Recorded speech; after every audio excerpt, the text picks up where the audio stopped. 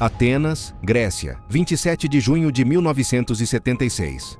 O voo 139 da Air France decola do Aeroporto Internacional Ellinikon, com destino a Paris, transportando 248 passageiros e 12 tripulantes. A aeronave, um Airbus A300, realiza uma escala técnica programada, e nada nos procedimentos de embarque sugere qualquer anomalia. Entre os passageiros, um número significativo de cidadãos israelenses retorna de férias ou viagens de negócios, enquanto turistas de diversas nacionalidades ocupam os demais assentos. Poucos minutos após a decolagem, quando a aeronave atinge a altitude de cruzeiro sobre o Mediterrâneo, 4 indivíduos se levantam simultaneamente. 2 homens e 2 mulheres avançam pelos corredores empunhando armas de fogo e granadas. Segundo relatos de sobreviventes coletados posteriormente, o pânico se espalha pela cabine em questão de segundos. Os sequestradores identificam-se como membros da Frente Popular para a Libertação da Palestina, facção externa, e exigem que a tripulação altere imediatamente a rota. Documentos de inteligência analisados anos depois revelam que 2 dos sequestradores eram militantes alemães da facção de extrema-esquerda, Revolutionäre Zellen, conhecidos pelas autoridades europeias por atividades terroristas anteriores.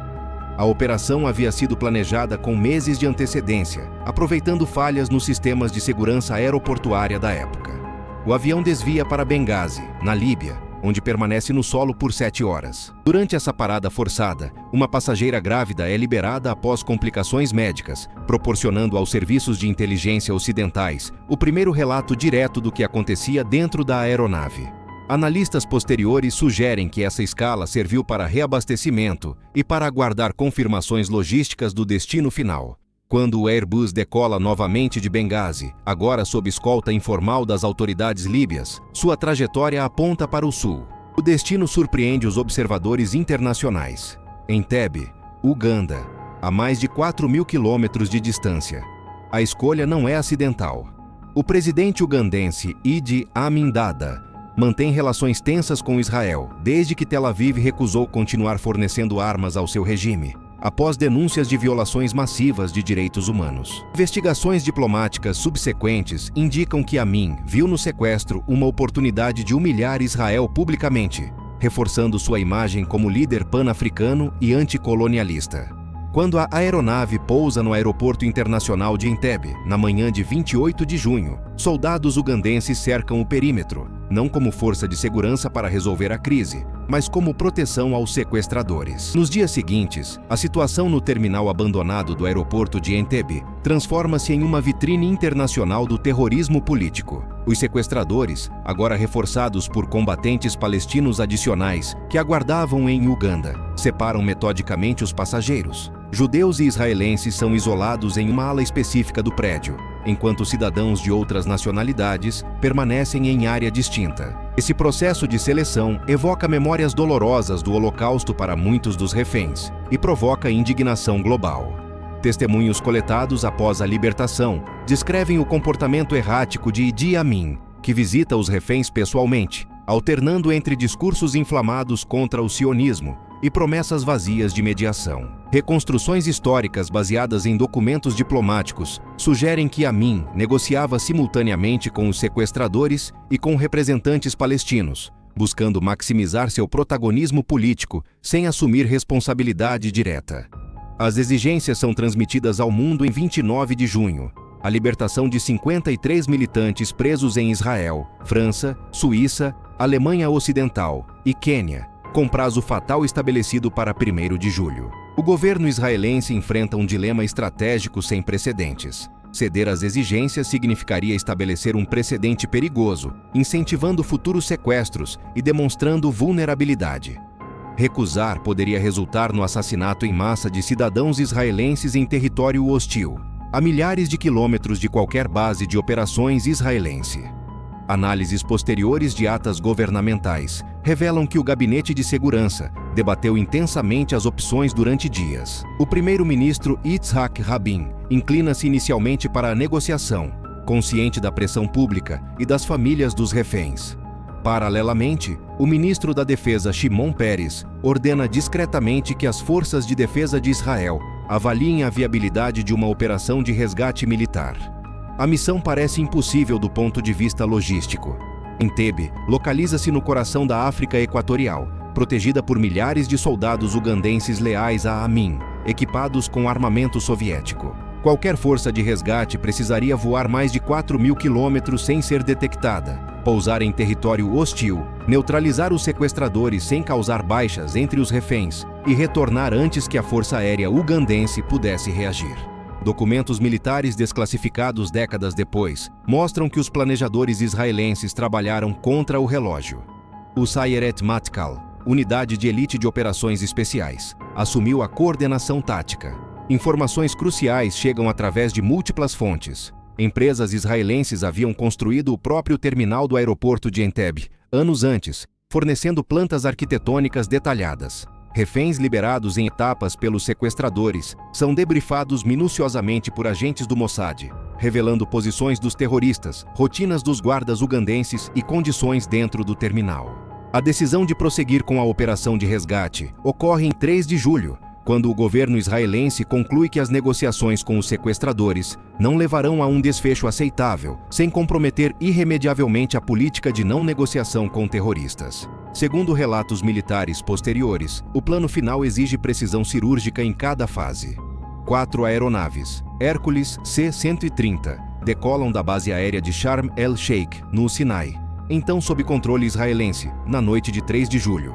Voam a baixa altitude sobre o Mar Vermelho, atravessam território etíope e queniano, mantendo silêncio de rádio absoluto, confiando em navegação celestial e coordenadas meticulosamente calculadas. O primeiro C-130 transporta o Mercedes preto e veículos Land Rover pintados para se assemelharem à comitiva presidencial de Idi Amin. Estratégia psicológica destinada a confundir os guardas ugandenses nos segundos críticos iniciais. Investigações posteriores confirmam que a inteligência israelense havia estudado os hábitos de Amin, incluindo seu costume de circular pelo aeroporto em comboios noturnos. A formação aérea mantém altitude tão baixa que os pilotos relataram posteriormente ter visto as luzes de vilarejos africanos ao passarem sobre territórios remotos. Às 23 horas do dia 3 de julho, hora local, o primeiro Hércules pousa no aeroporto de Entebbe, com as luzes de navegação apagadas, utilizando a escuridão como cobertura. A pista é mal iluminada e os ugandenses não esperam tráfego aéreo naquele horário. O Mercedes e os Land Rovers desembarcam pela rampa traseira enquanto a aeronave ainda rola pela pista. Testemunhas ugandenses, interrogadas após a operação, descrevem a confusão inicial quando os veículos se aproximaram do terminal. 2 guardas ugandenses que questionaram o comboio foram neutralizados silenciosamente por comandos israelenses, usando armas com silenciadores. A equipe de assalto avança em direção ao terminal antigo, onde os reféns estão confinados. Análises táticas realizadas em academias militares globais nas décadas seguintes destacam a velocidade da ação. Do momento do pouso até o início do ataque, decorreram menos de 2 minutos. Os comandos entram no terminal gritando em hebraico e inglês para que os reféns se deitassem no chão. Os sequestradores reagem, mas são neutralizados em troca de tiros intensa, que dura aproximadamente 90 segundos.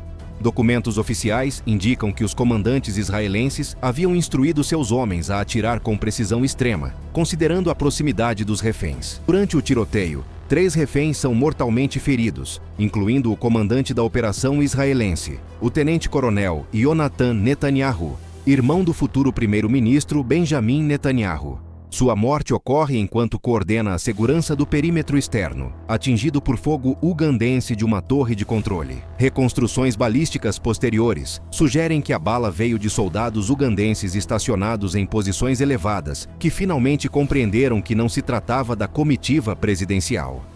Enquanto a equipe de assalto principal evacua os reféns em direção aos Hércules que aguardam na pista, outras unidades israelenses executam objetivos secundários cruciais. Demolidores destroem 11 caças MiG da Força Aérea Ugandense estacionados no aeroporto, garantindo que nenhuma aeronave possa perseguir os transportes durante a fuga. Essa decisão, segundo análises militares subsequentes, demonstra o nível de planejamento detalhado e a compreensão de que a operação dependia de eliminar qualquer capacidade de resposta ugandense. Soldados ugandenses finalmente organizam resistência mais coordenada, mas os comandos israelenses já estabeleceram perímetro defensivo eficaz ao redor das aeronaves de evacuação.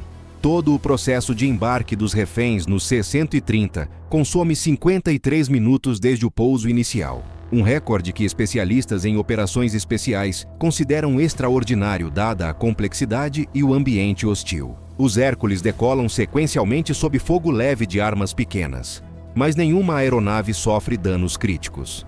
A formação retorna voando para norte, reabastecendo em Nairobi, Quênia, onde autoridades quenianas, embora oficialmente neutras, haviam sido discretamente informadas da operação por canais diplomáticos israelenses. Documentos desclassificados anos depois revelam que o Quênia pagou preço político significativo por essa cooperação tácita. Idi Amin ordenou represálias, resultando no assassinato de uma refém israelense idosa, Dora Bloch, que havia sido transferida para um hospital em Kampala antes da operação e foi executada por ordem direta de Amin, após a notícia do resgate chegar a Uganda. A Operação Entebbe, posteriormente denominada Operação Thunderbolt e também conhecida como Operação Yonatan, em homenagem ao comandante morto, transformou-se em referência histórica de operação de resgate de reféns. Análises estratégicas posteriores destacam múltiplas dimensões de seu impacto. Militarmente, demonstrou que forças especiais bem treinadas e equipadas poderiam projetar poder a milhares de quilômetros de distância, executando missões complexas em território hostil com sucesso. Politicamente, reforçou a imagem de Israel como nação que não negociaria com terroristas e que protegeria seus cidadãos independentemente das dificuldades. O resgate também expôs as limitações do regime de Idi Amin, cuja humilhação internacional contribuiu para seu isolamento diplomático progressivo. Investigações acadêmicas sobre a operação, conduzidas décadas depois com acesso a arquivos desclassificados, revelam que o sucesso dependeu tanto de fatores controláveis quanto de elementos fortuitos que favoreceram os israelenses, incluindo a escuridão da noite africana, a desorganização das forças ugandenses e a precisão quase perfeita da inteligência sobre a disposição dos reféns dentro do terminal.